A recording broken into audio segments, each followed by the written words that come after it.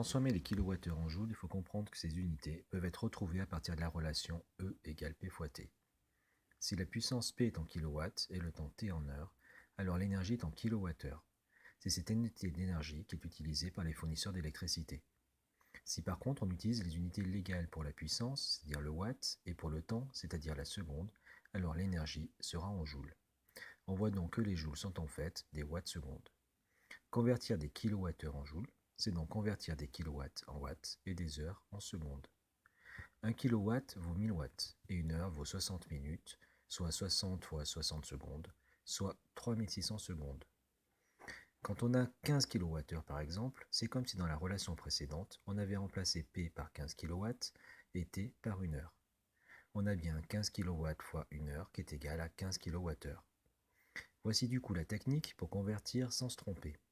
On va toujours commencer par écrire 15 kWh est égal à 15 kW fois une heure.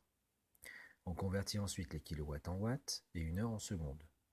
On a donc 15 kWh égale 15 000 watts fois 3600 secondes, soit 54 millions de joules. L'astuce à retenir pour convertir cette unité, mais qui est aussi valable pour toutes les unités composées, est donc de séparer les unités en gardant le nombre de départ pour la première et d'introduire le chiffre 1 pour les autres. Par exemple, 25 kWh est égal à 25 kW fois une heure, égale 25 000 watts fois 3600 secondes, égale 90 millions de joules.